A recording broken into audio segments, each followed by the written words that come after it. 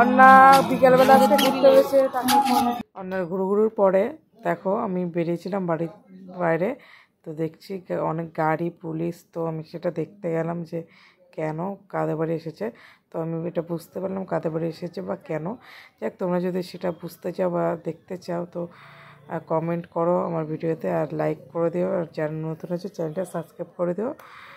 আর তোমাদের আমার অন্যাস ফ্যামিলিতে অনেক স্বাগত। যাই হোক, চলো দেখে নাও।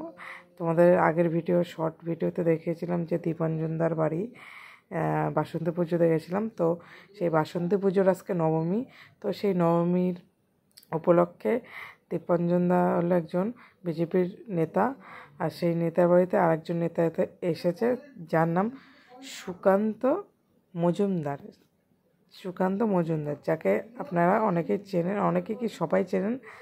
সে মানে মিডিয়ায় বা সব জায়গায় পপুলার আছে।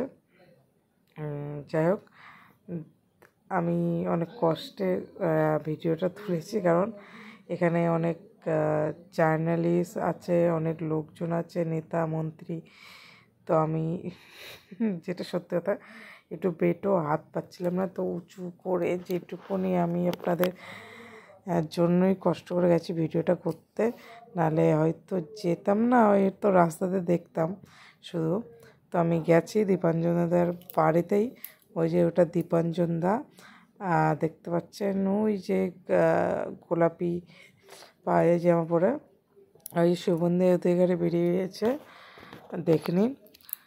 আর কারা কারা বিজেপির সমর্থন বা তৃণমূলের বা সিপিএম বা কংগ্রেস সেসব আমি বলছি না, আমি কিন্তু এখানে কোনো দল বা কারো সাপোর্টে ভিডিওটা করিনি।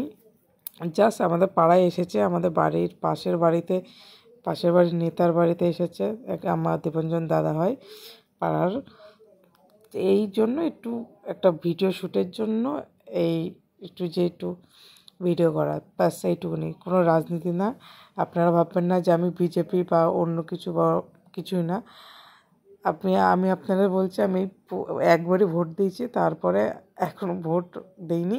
যাই হোক, আমি কারোর সাপোর্টে ভিডিওটা করিনি, এটা সম্পূর্ণই নর্মাল ভিডিও, কোনো রাজনৈতিক ভিডিও না। জাস্ট ভালো লাগলো ছাড়লাম, বাড়ির পাশে এসেছিলো তাই। যাই হোক, সবাই ভালো থাকবেন, সুস্থ থাকবেন। পরের ভিডিওতে দেখা হচ্ছে, টাটা।